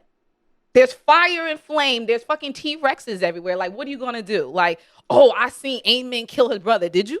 No, nobody, plausible deniability. Said, they're so high up in the air and it's so quick that who would have known what happened there? It was quick. And like you even, and again, for the cinematography and the effects, because when they're close to the dragon, it's interesting. Everything seems to like move like they're in water, right? Like slow motion. But when they back up, like when you see them from afar, them dragons is moving pretty fast. It's like, if you ever seen raptors, what they call like eagle type birds, like birds with talons and claws. If you ever seen them fight, they're fast as fuck. Okay? And they're literally going at each other like that, clawing, grabbing each other's talons and doing death spirals, and daring one to let go, right? And to the point where both of them may die. And they completely mirror that in this fight. When you see the dragons fighting, throwing fire at each other. And the dragons ain't impervious to this shit either. It's also like cats fighting too, because it was like when they grab on that neck and they just claw until something dies, and then it's immediate like, oh, you're done. Let go of you and keep moving. That's so crazy. Yeah, because that's why it was so like I had to applaud the restraint of the graphics team in this episode. I know people are like, what? Because I seriously thought he was about to bite that head off. And I was really happy that they didn't go that far. Even when Maylise, I thought it was gonna be another Luke situation. But Maylise just bit off the wing or try to bite the wing, right? You understand? Like I thought it was gonna be just chomping up Rainey's. Yeah. Oh no, I thought the head of Maylise was gonna go off. Like I thought Maylise's head fall was off? Oh, yes. Away from that, again going back to Aemon and Sir Christian Cole. The moon tea. Why would they show that? Why did we need to know that? Like, okay, is that gonna come back up? Is my thing. Like, is anybody gonna find out that she was fucking Sir Christian Cole? And who would be the person to find out and have a real problem with that at this point? Laris, who found out. Well, Laris also knew. I feel like Laris he's the master of whispers. So he has people in every corner of that castle under his thumb. He knows what's going on. He been knew. And we had said it a little bit ago. A lot of people do know. They just keep it on the low. But the people know that there's something going on with Cole and Allison. And Laris just keeps seeing. What I realize Laris is doing every time he sees Allison, he points out the clues and the shit that he sees. Like, he makes it known to her, hey, bitch, I know you're dirt. Yep. He makes it very apparent to her, like, don't think you can stray too far. Like, what they say in this show, mind your tongue. Because I think he's like giving her little breadcrumbs every so often, like, hey, I got you. Like, I will back you into a corner if need be. Like, every time. It's like, there's no reason for him to say that, right? There's no reason for him to be like, the other time when she almost missed the council, he was just like, oh, my peoples told me you was indisposed. Where you been at? Why did he have to say that? I love the little details, like, that are popping up. Like, one, you see what's the name call out the King's Daughter being imbeciles, and then when they come into the room, you see them bump into each other because they are imbeciles. And then you also see Allison tending to her own fire because she doesn't trust anyone anymore. Right. So I'm really thinking that by next episode or the episode after that, we're going to see hella rats in the castle, because they also mentioned in this episode the rat catcher still being dead and nobody's replaced them because they ain't got no resources. So, we're going to see this shit falling apart around them and now the king is, either dead or gravely injured. So how important is Laris to this story, in y'all opinion? Because I first thought that he was Alice's person. Now he's Aegon's person. Laris is Laris's person. Laris is Laris's He's Littlefinger. So he's a Littlefinger. Laris is eating them feet person. Laris is whatever gets him to eat them feet. No, Laris is Laris's person. Laris killed his own family. You understand? Yeah. Like, Laris burned down his own fucking castle. Well, not burned down, but you understand, like gutted that shit. Like Larys is for himself. I don't think he's anybody. He uses people as pawns in his greater good. I don't know what his end game is really. I don't know if he's a Littlefinger type. Littlefinger literally wanted the throne at that point. Like, I don't know if Larys wants that or if he's the type that likes to be the shadow government. Yeah, I think Larys is more likes to be, because Larys is clubfoot nigga. Like, I think he knows his limitations for the most part.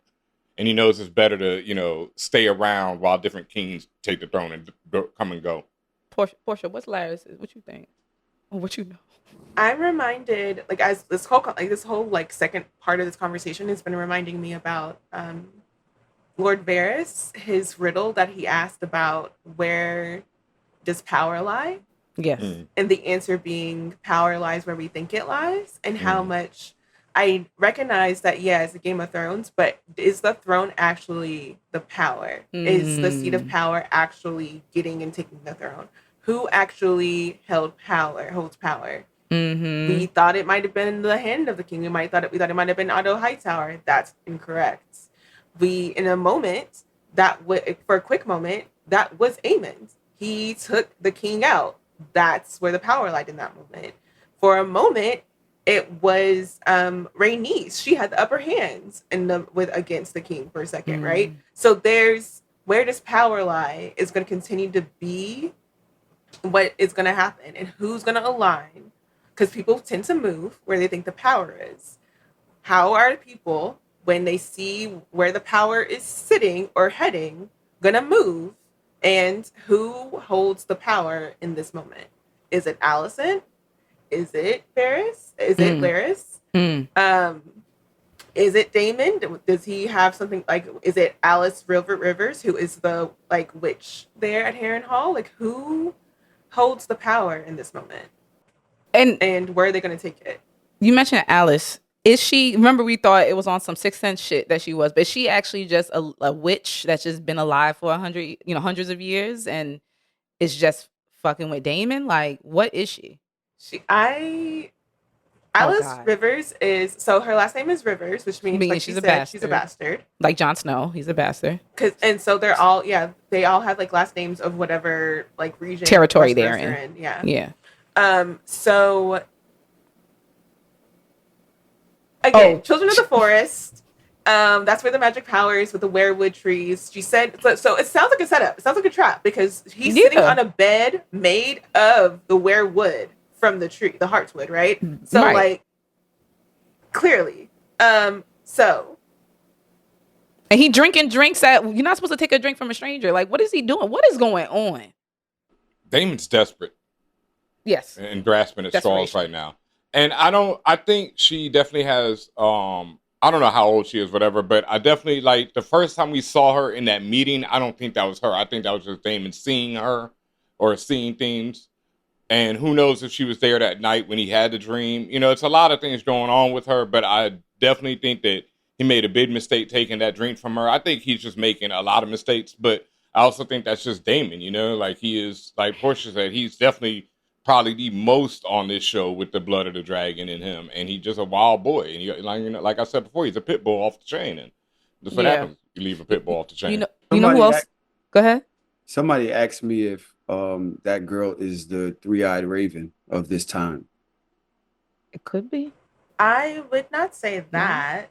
I would say that the Children of the Forest have a lot of power. So if I don't know how much y'all remember the Krennicmen, but the ones that like were guiding Bran, the ones who were like the younger, it was like the brother and sister. They were the Krennicmen. They were the bannermen of the Winterfell. Yeah.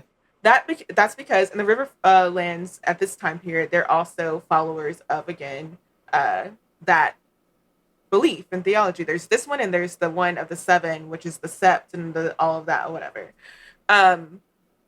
Alice Rivers is tapping into the one with the heartwood trees, the ones that of the old gods that the Winterfell follows, right? And so when she says, whenever Daemon asks her who she is, and she says, I'm an owl reborn or whatever into a human. I think she's making an allusion to her being in a warg, like the way that Bran was, where he could like pop into like different ravens and Different birds or animals and whatever. shit, yeah. I think she is one of those too. So I think that's the like her saying, she can be in places that you don't expect her to be because she can have that sight. So she doesn't. You don't have to be the three-eyed raven. Is this whole other lore? This is like this higher power person. She can just be a warg. Yeah. Like that just existed. Like People just doing do things. that. Okay. Yeah. One of them kids wasn't one of the kids who came to get Bran. Weren't they a warg too? Yeah. Yeah. Yep. Damn. And another person who I want to make sure we talked about, who's literally in the shadows, Miss Arya. If there was a quick scene during Rhaenyra's council situation where Miss Arya peered out from the darkness and she was, ears open. What's her role in all this?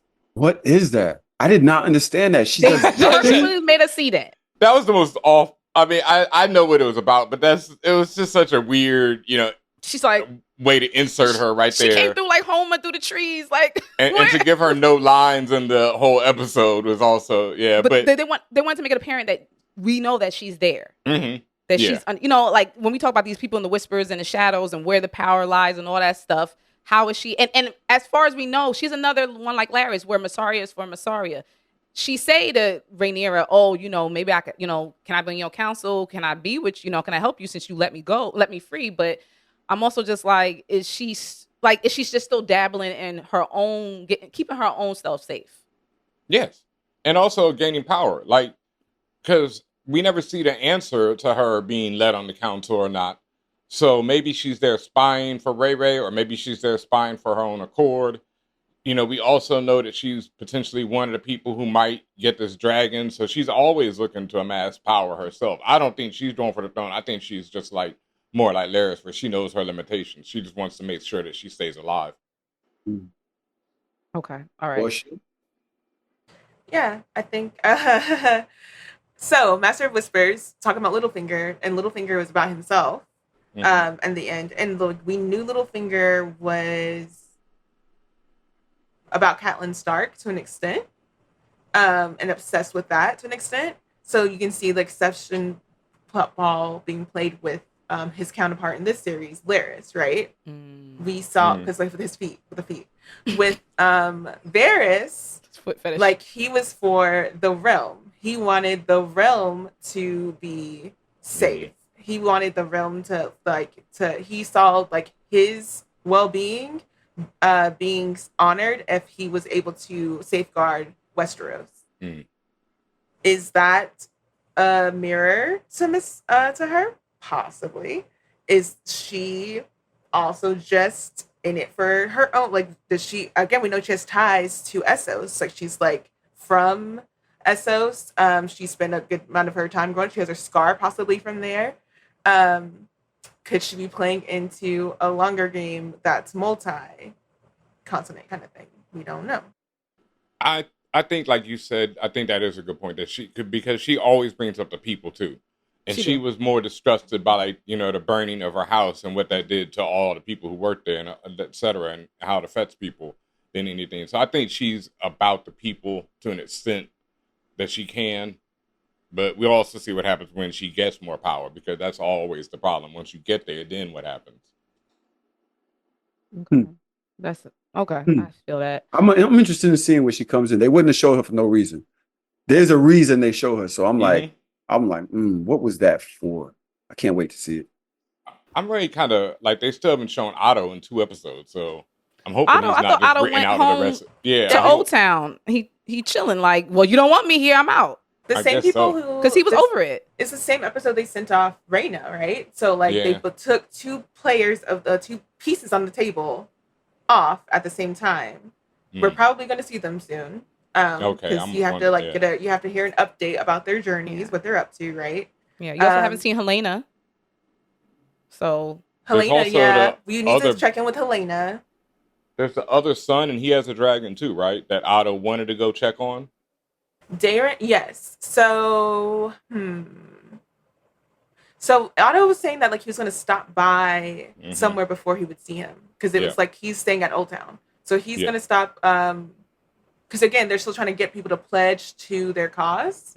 So he's gonna go round up like where High Garden and all of them are, just on the way to Old Town. He's gonna go try to get those people to pledge to the cause. Let me ask this question since I mentioned Helena and since Tahoe is here, because I asked this question to the group. Last episode when Helena looked at her mother and out of nowhere was like, I forgive you. And it's like, what you know about Helena is she sees visions and be knowing things ahead of the time. What was she forgiving Alicent for, right? So just think about that, what your answer would be to that. In this episode, you also see Alicent breaking Viserys' dragon. She drops it on the ground, and that was symbolism in there. Was there any connection there, and just in terms of, like, we were trying to figure out what was she saying? What was she forgiving Alicent for? Was it can't be the obvious, which is you fucking bowl cut, right? Is it something else? Something yet to be done? I think that it was something yet to be done, or there was, again, an overall, like, you did this to us. And then the breaking of the dragon, that's why I was like... It's literally, again, from you lying about Viserys or having that moment with Viserys. If you're saying that she can just see things and just knows things, from a mother's point of view, I can see her just being mad at her mom for starting all of this shit and basically ruining what their family... Everybody's going to die. Like, I don't see the Hightowers making it out of this alive. I don't either. I would say, me personally, it's for everything, all the decisions, all of the weaknesses, selfishness, the move you made with your vagina, everything you've done to get us to right now. This is your fault, but I forgive you. That's what I would say. I would also agree to that. Was that statue Sunfire statue? Because that would be. I don't know exactly. I just realized it was right. It was a dragon, so yeah, it could have been. Damn, that's your own son. But, yeah. It was not the table though, was it? It was not the actual council table board. It was. She was in. So remember, she was in Viserys's room because she was looking through his books. She was asking about his stuff. Like I guess she's looking for some knowledge somewhere, and she's playing with his stuff. The prince that was promised. She knows that she's missing something. She doesn't know what it is. She was trying to figure that out. She was playing with his whole Lego set. She'll never be in there any other day. And even Lara said that. Lara said, I never knew you cared about this shit. Why are you in here? Well, because she now doubts. She knows she doubts. It's so funny that when your mother starts doubting the son perceivably dies. Like, he even told him, like, bro, just stop. Like, we don't need you. We don't need you here. You're just a figurehead. And in her head, you shouldn't even be here. I thought you were supposed to be here, but now I know that you ain't supposed to be here. And now I need to find out what this legacy is so I can try to correct whatever the fuck I did, even if it's just to keep me and my family alive. Because if this prophecy is real, you're going to die. Right. You're not the person supposed to be there. You're not the person. This is, she needs to see how far this goes, right? She's a planner. She's a Hightower, Otto's daughter. They're planners. So now she's like, oh shit, there's more to this. Where do I stand and where do I fall? Yeah. So that's what I would be. And then her son just miraculously falls out the sky. And then both of them were pushing things off of tables. Like she dropped the dragon, and then he pushes the bottle. And I really that picture was amazing too. It had a dragon on it. Like it had, it was a beautiful picture of a dragon. It was another dragon dying. Yeah. Oh, there it is. 2 dragons dying. Wow. Things breaking 3. What? Where was the other dragon? There was a dragon on the picture that when Aegon, before he ran off to go put on the armor, he was drinking his little life away. Little imbecile, feckless life away, and he knocked that over. There was a dragon on it, and then, as we said, Alicent dropped the dragon statue. Let me go look at this. And when you see this shit after the fact, it's like fuck. Yeah. And that was also a really dope shot of him pushing that flagon or whatever off the table, because it's like he's pushing things to the limit. You know, he's sitting there, and that's what he's always been doing as a king. He's always been testing his limits as king, and he always oversees his limits instead of knowing his limitations, like I talked about before. And because of that, you know, the man gets... Also, speaking of that battle, not last time, but just when the dragons are fighting, and I love how Meleys tries to use the same tactics both times on both dragons, and it just doesn't work as well on the bigger dragon because, you know, Rhaegar can survive the hit. And it made you see how hopeless that fight was, because when you first see Meleys going after Sunfire is this tiny little chihuahua compared to Meleys, right? Meleys is the Rottweiler, right? Okay, fine. But then you have a Rottweiler against like a Cane Corso. Like it's just kind of, it's just like telling you like the levels of how bad this can be. And how deep this can go, and how, to your point, how horrific then. And you're right. Like, this is the last thing I wanted to see. I did not want to see you don't want to see the family feud. It's horrific. Bro. It's horrific. When you seen Vhagar going at Melis, Vhagar was just hit with Melis. I was like, yo, nah, run. There's no way. But that's accurate. What Tahoe's doing is accurate. That is for scale. What you up against? That shot of Vhagar coming over the trees and my man saying you need to get to cover. Was that not the scientist from Jurassic Park saying we got to get the fuck out of here? There were so many shots in this one. Like that shot, even the shot of Vhagar when he's telling him, when he's like, wait, Vhagar, and then Vhagar lays back down. Vhagar is a big old cat. So dragons can decide when to be like their gender or whatever, but generally Vhagar is a girl dragon. Okay. So territorial, territorial. And possibly the eggs that Daenerys is gonna end up with could possibly be Vhagar's eggs, basically. Okay. So and Porshea, the thing about Vhagar being ornery, like I said, when he was like, nah, Vhagar, you gotta chill for a minute. Vhagar was like, man, I guess, nigga. Like, it was but at the same time, it was very cat-like. It was like, oh, we moving? Oh, no, right. Okay. Like, fine. But then Vhagar is also, like you say, like cat-like. He's like, I guess, but at the same time, word, nigga, because that's how cats are. They will wait. They will sit there in that grass, and you will just be moving around like a little mouse or whatever, field mice, and then whop when it comes down to it. Or a lion, same difference. Like, and like you said, the female lions are the ones who do the hunting. So, and then, one other point I did want to make sure the use of High Valyrian language in this episode is very, they be skipping around when they want to use it or not, but they made it a point that every other major scene they was using High Valyrian. With the scene with Daemon with Rhaenyra, young Rhaenyra haunting him, and him like talking about, I can't understand you, like. What you said, the whole part that he can't control her no more. This is not the little girl that he groomed and had did other shit to and built up to try to take over, right? He has no power over that. When Aegon's feeble attempt to use Valyrian, I did not know the nigga couldn't speak his own language. My problem was, I'm like, this is my thing. Like, and possibly Laeris is on it, possibly there's no way y'all gonna be speaking the language in front of me the whole time I'm in like the castle, and I'm not gonna figure out a couple of words at least. That's I'm like, did the council know what they were saying? If I'm not a freaking like Targaryen, I'm gonna figure out something. Oh, the council knew. The council knew what was saying. The council was going with it. The council was like tennis match, like the council knew exactly what, especially the Maester. The Maester knows. Laeris knows. Yeah. The other two niggas all turned their heads with them. It wasn't like they waited. No, they all were like, word? Damn, like, you gonna take that? Yeah. Oh, I guess you are.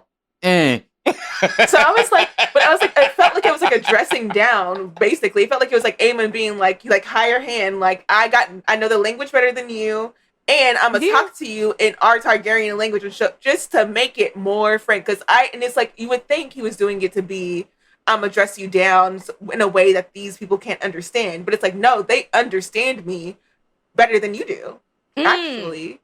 The council's reaction shots in this season have been hilarious. Because last week when he was like, I'm as tough as all of them, they were all like, I don't know about that nigga. And this week when they're like back and forth on that nigga was just comedy. Whose council wins this? Oh, easily Green. Green Council? They're the only ones making moves at this point. That's been making moves, whether they're being used as pawns in their own game. The fact is they're making moves, and they're sitting. Rhaenyra's council has been sitting on their hands.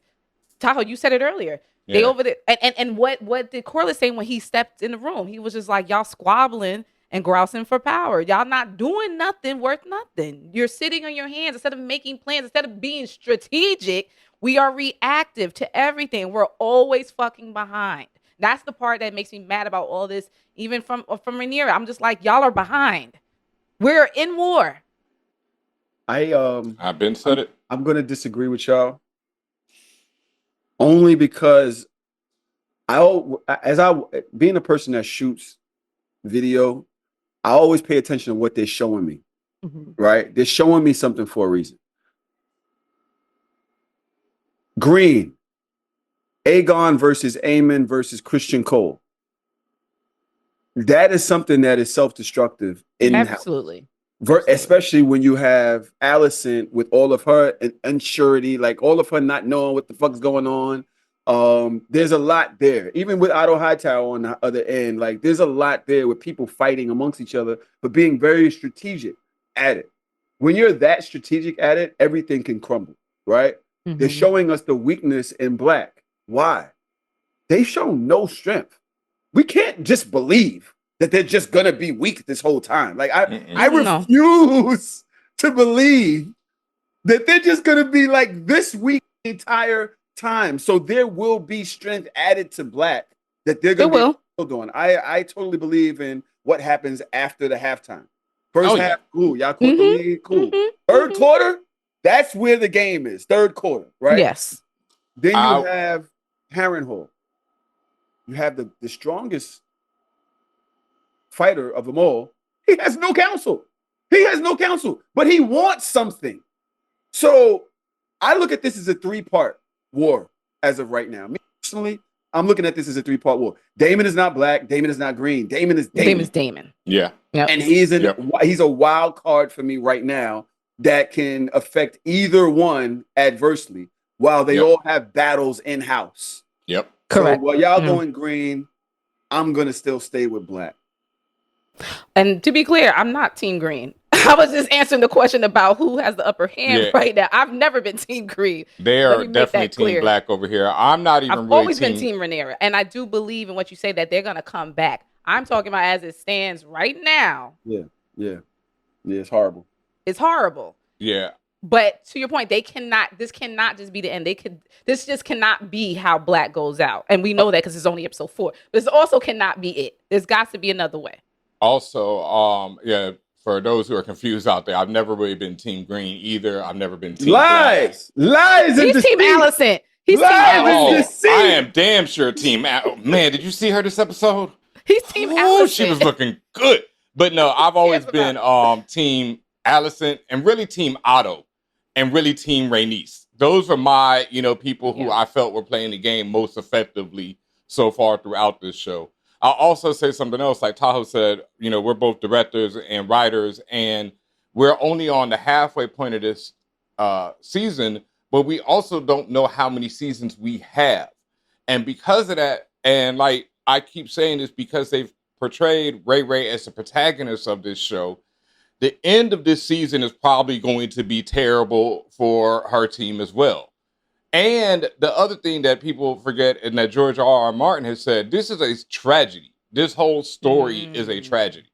This is not something that's going to end well. It's kind of like how we talked about Infinity War, where in Infinity War, Thanos is the protagonist, even though he's the villain of, to us. He's still the protagonist of the story. He drives the story's action, and it ends on a tragedy.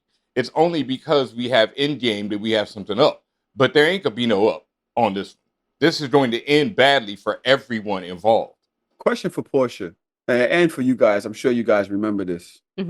In Game of Thrones, there was a line, and I don't know if I'm getting the name wrong, but was it "Remember what they did to Rhaenyra" or some shit like that? Was there some? There was like a line. Am I right? Am I wrong about that? Do you remember the context? Like where, like who would have, what that was the... It was in the last season. And I believe it, I can't recall, bro. The only problem though, Tahoe, I can't tell you that. No. See, I knew it. But am I right? Was that line said? Mm-hmm. So it was remember what they did to Rhaenyra. Remember Rhaenyra or what happened, right? Like somebody betrayed her. Something happened where it was some fucked up shit that somebody did to her. And I don't really remember what the context is, but I do have another question real quick for Portia.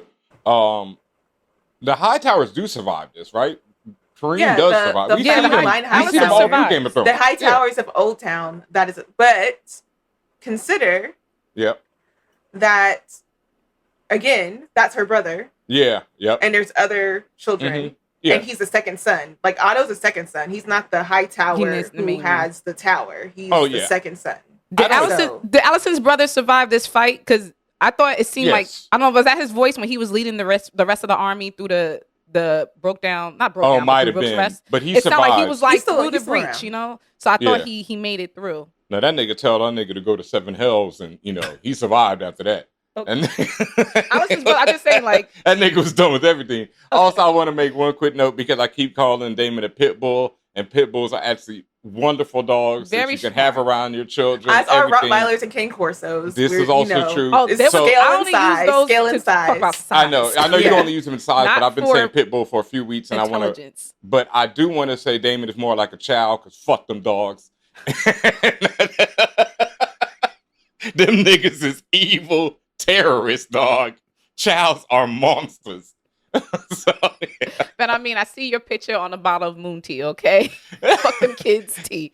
Fuck them chows. All right. Have we touched upon everything? Like, do y'all have any predictions for the next episode? I wanted to note that the first time we saw Vhagar was in an episode called The Princess and the Queen. And I thought that was fitting that the first battle we see Vhagar, because like taking out Luke was not a battle. The first battle that we see is Rhaenys, who is a princess who never became queen. And the first battle we see Vhagar take someone out in is taking out a would-be queen. On that note, another little detail I loved was Rhaenys walking through and everyone stopping what they were doing and bowing until she was out of eyesight. And then going like the one black dude was pulling something along and my man standing there bowing. And then she goes, oh, he's like, come on, man, keep going. And like they just, they respect her, you know what I'm saying? Like they respect her authority and all that other stuff. And it's all these little details that are really dope on this show. And she's loved. That's another thing. But and she's loved. That's something. It's not like, they're doing it out of fear or anything. They really fuck with her. You're right. Yeah. They know she got sense. And then the one person with sense. And you said what we see next episode, finally, this nigga Corliss doing something. Like, because nigga gonna be tight. And he gonna have to when he find out Rhaenys, if she's dead, because y'all pose that maybe she's not, but no, I think she's gone. She gone. I think it's on some Gambit shit. Like I think that's it. When them eyes closed on that dragon, it was over. Like that was it for her and the dragon. Like that was it. Oh, my prediction for next episode is we finally see something happen between Rhaenyra and Daemon. Because there's a certain betrayal at this point. There's been death, there's been war. I've been in King's Landing. You've been over there doing what? So something turns, something changes. He makes some type of decision. Something becomes clear to Team Black about Daemon, one way or the other. I'm not sure what it is, but that's what I'm seeing. I'm assuming is going to happen. Okay. And I know, Portia, it's not too much you can tell us without giving things away, but from a book maester perspective, like, are we following along? Is this tracking? I know things have been changed for the TV series from the book. Are we still tracking along, or have they made a complete upset? We're still on. What they decide to do with Aegon is going to be interesting. That'll tell me if they're veering off the book or not. But I think we're pretty much on track.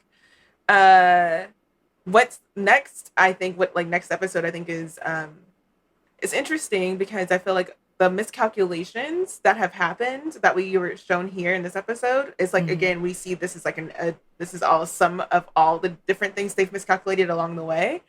And it's cool because it's kind of like the miscalculations are based on people's moral compass. Like people have miscalculated based on where they feel things are supposed to go or should go, rather than actually paying attention to some pieces possibly, or just thinking the next step ahead because of what they think should happen next.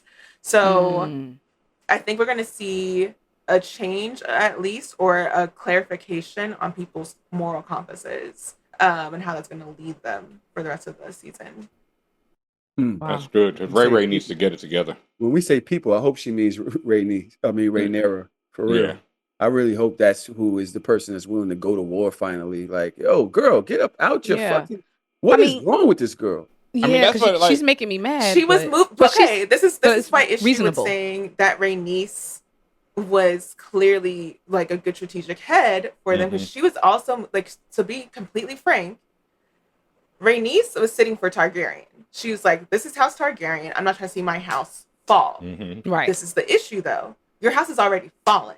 Like, y'all already are at two different pieces. You're not one house anymore. You're two different pieces. And so she guided. Rhaenyra was following the voice that made the most sense, which was Rhaenys, but Rhaenys put her in the position to be going to King's Landing and trying to get clarification when that's not what's needed right now. So when it comes to strategy, like, do you put your house first, or do you put actually winning a game first? What is the actual strategy that needs to go forward? And on that note, I got that same question then, because this is something I've said before, and I just really want to ask. And since Tahoe is here, I can ask: was there any other, like, if Ray had just been like from the gate, been like, okay, Alicent, you got this? Alicent's not going to come over and chop her head off, right? Got what? The queen, Basically, Ben has been asking if Rhaenyra just laid down, like when all this discrepancy happened about I'm supposed to be the heir, and then they put Aegon on the throne. He says he posits, what if Rhaenyra just said fuck it, let's give it to Aegon and Alicent and them?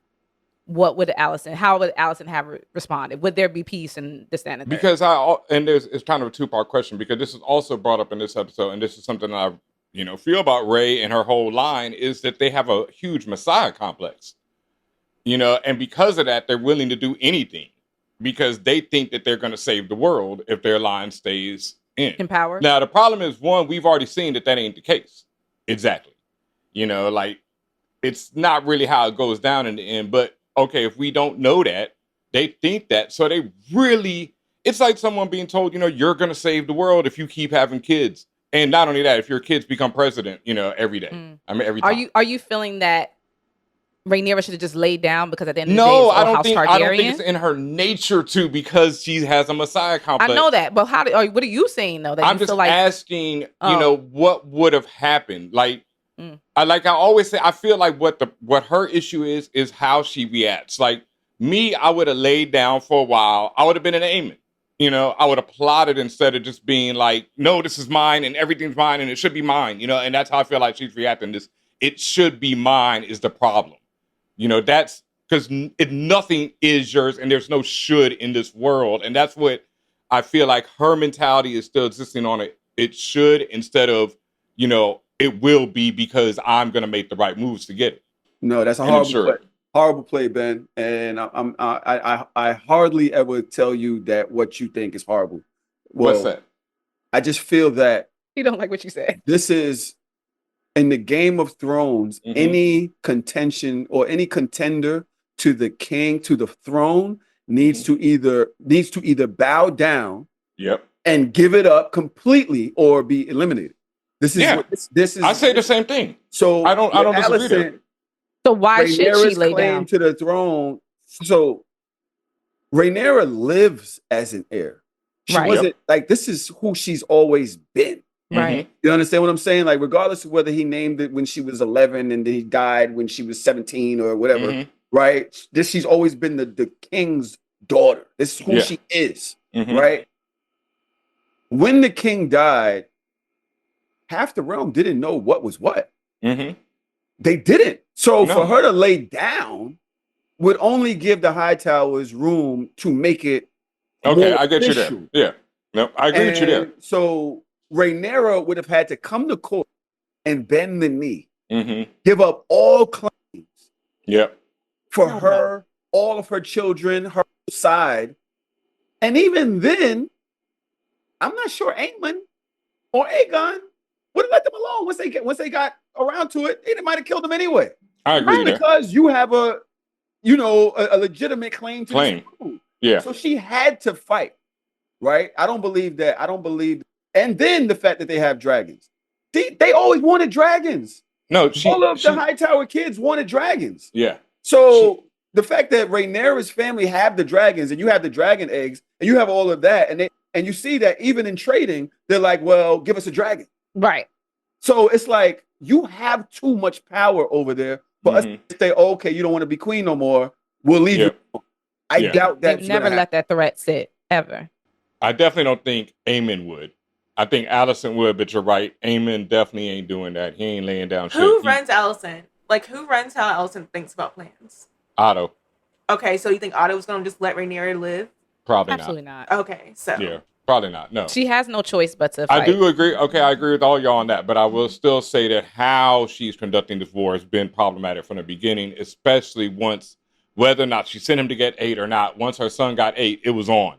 And after that, you got to react. You can't react. After that, you got to move strategically. And the first move she did after that was terrible. She let the chow go. The thing is, and we noticed this last episode, Rhaenyra really believed that Alicent knew she was stealing the throne. She thought, like, hey, come on, let's reason. Come on. You know this is mine. So in her mind, she's still thinking like, yo, this is something, come on, right? So when she actually sees Alicent and she sees how dead ass she is, and then when she's like, oh wait, you know the truth and you still dead ass. Oh. Yeah, but see, that's I gotta disagree with you. That's terrible thinking there because, like Alicent told her, you know, Aemon, nigga. I don't give a fuck what our relationship is. You know what this nigga's like. You know what I mean? And he just ate your son. So, it's like her moves since then have always been a wild boy. Like, it just hasn't been, she has not been, like, sadly, it's just not moving smart, I think that she, as she spoke in not to debate, but she was still thinking at some point, this is all miscommunication on our sides. This is our kids were doing stuff, and this isn't us. This isn't us, right? Yeah. She was taking the Viserys tone, which is what's happening, family. Peace. Like, come on, we dead ass gonna do this? Yeah. That is what Viserys left them on. That was at the table. Like, again, this at is what Thanksgiving. I'm saying. It comes down to, is it House Targaryen? Are we fighting for House Targaryen? Are we fighting amongst ourselves? And she was trying to reconcile in her head, and Rhaenys was with her. House Targaryen. We're fighting for House Targaryen. And when she had that moment with Alicent, she's like, that Alicent does not care about House Targaryen. No. She can't. She can't care about House Targaryen.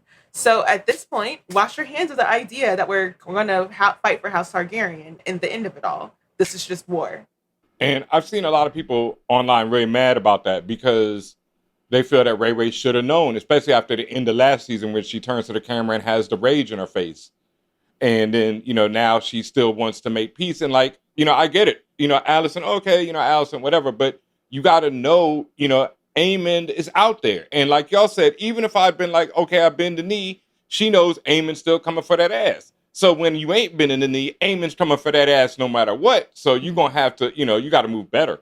And that's why I say she has not been moving well. And that's why a lot of people really complained about last episode and her going to visit. They just thought it was terrible writing, etc. I do not say that at all. I don't think it's terrible writing. It's from a character perspective. It was maybe not the worst move. Yeah, because she's not thinking properly. There, I agree that, but I also agree that that's been shown in her character on this show. At least in the show, I don't know the book, so I don't know. But in the show, it's been shown that she does not make the best move every time. But also that was spurred by Rhaenys. Rhaenys was like, "You need to go talk to her."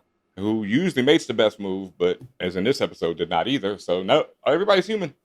It's the House Targaryen. It keeps being on House Targaryen. So I think for in the books, we never got, as far as I can remember, we never got that Rhaenyra like snuck into King's Landing to talk to Alicent. This was very much the show. So I could see if maybe some of the comments were people who were like knew the online lore, that's the book lore, and they were like upset that the show did a different angle than what I expected or whatever. Like I could see that being part of why that happened. Yeah. But I like that it happened only because it does show you that King's Landing is not impenetrable. Like people it's the queen herself can walk around in King's Landing and not get got. Yeah. In the height of like everybody looking out and trying to like take out each other. Ain't no security. And that's something you really need to know at this point in the story because of what's going to happen later on. And I mean, you should know that because like they got imbeciles guarding now. Like these niggas just, I mean, we've also seen it in the original Game of Thrones series. King's Landing is easy to get in and out of. People be sneaking in and out that bitch all day. And I call Daemon broke, but these niggas is damn near broke now too. So it's, it's struggle. Remember for they everybody. said that the Tywin. Not Tywin. What's the nigga's name? Your peoples, the Lannisters. They were like, "Yeah, we ain't got no more money, dog. Like we at the last of the last." I keep forgetting that nigga's a Lannister because he's a Lannister. just not He's your like peoples. I know, but he ain't got the he ain't got the swag of my Lannisters. Why do you think Tywin is the way he is? Where do you think his family lineage was before he was like, "Nah, I'm gonna put it into everybody trying to come." Okay, was like, I get it. Yeah, he was sick of that shit. He was these like, He was tired of being a loser. Yeah, these niggas is not the niggas I know. Nah. Nah. Did y'all notice that there's that one guy that's playing in Game of Thrones and in House of Dragon? Which guy? He's on the Greens Council. He was also a Lannister in Game of Thrones. Look it up. This is one guy that plays in both series, and I believe he's actual Lannister on both sides. That's hilarious. I love that. Like, if it's like a call back to like they look the same throughout the generations, like they have the same faces or whatever. It's like in Marvel. Yeah. In Marvel, they did that. I can't remember the actor, but he plays his son. Oh, it's one of Nick Fury's Howling Commandos. He shows up in the present playing his son. Yeah. Okay. Hugh of the Vale and Tywin Lannister, both played by Jefferson Hall. Oh. Tywin Lannister and Hugh of the Vale. But the Vale's not the Lannister. No. The Vale is the other niggas. But again, if they're relatives, that's hilarious because it's like, oh yeah, this is like a Lannister that was in the Vale and like his family line ended up in the Vale or whatever. This is somebody playing in the DC and the Marvel universe, right? Yeah, exactly. That's why that nigga ain't swagged out because he got that veil in him. Got that veil stank on him. He got that veil stank on. I think one of my closing pieces is, Aegon is not Joffrey. As much as he wants to be that nigga. I mean, that was shown this episode. It's not you know who is Joffrey though? Like when it comes to not going out when you want them to go out. So Christian Cole. Christian Cole. Jesus Christ. I hate him. So he gonna take a terrible L. I hope so. The worst in that way. It was foreshadowed in that way. Yeah. But it was foreshadowed. He's also Joffrey and he's a cockroach. He's not gonna go out. It's gonna take some doing. Mm-hmm. Grandfather said that. The Darkling guy said that. He said, your fate gonna be worse, my nigga. And I cannot wait. Oh, so, Darkling Duck. I personally don't think that Christian Cole is as bad. He's annoying, Tahoe. He's annoying and he's a cockroach. And what Porshea said, because he's the lowest of the low. Like, he has no honor. He don't move with honor or respect for himself even. He's for him to gaslight one of the twins to go down there and do the bullshit he did. Like, come on, bro. Nigga tried to get Wayne's World killed, man. He trash. Yeah, he tried to Sir Gawain's World tried to get him killed. He tried everyone around him. Anytime someone reads him, he's like, okay, I'm gonna try to do something to you to get you hemmed up. Like every time, like you have no honor, bro. You move. You just isn't that the Game of Thrones though?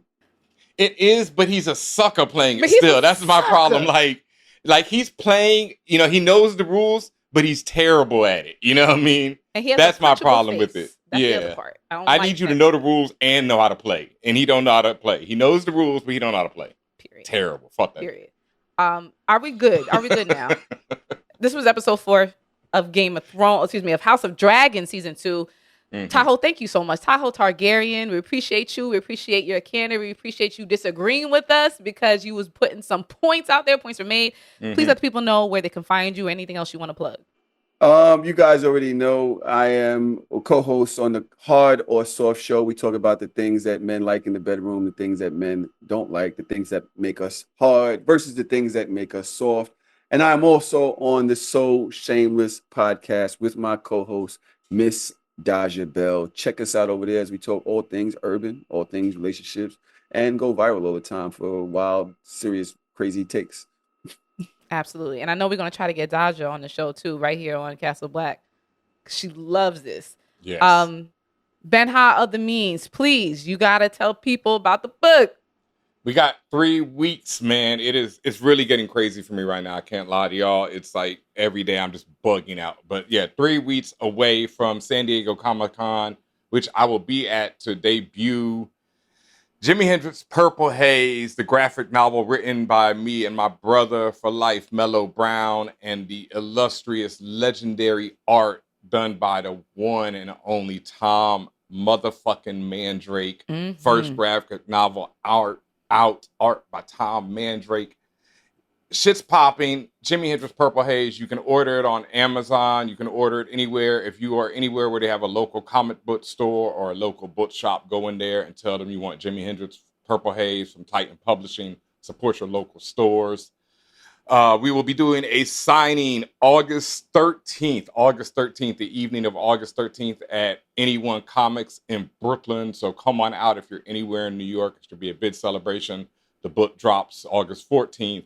So you'll be able to get it a little early, have some drinks, all that type of shit. So August 13th, we'll be in Brooklyn. The last weekend in July, the 24th through the 27th, I'll be out in San Diego at San Diego Comic-Con. You can check me there. I'll be doing a panel, interviews at the Titan booth, all kinds of other stuff. So holla at me if you're out there. Hit me up on social, at DJ BenHaMeen. That's out at Tatiana King, and that's at Porshea P. Yep. Yeah. And then what's it? Tahoe TV, right? Tahoe_TV. Right.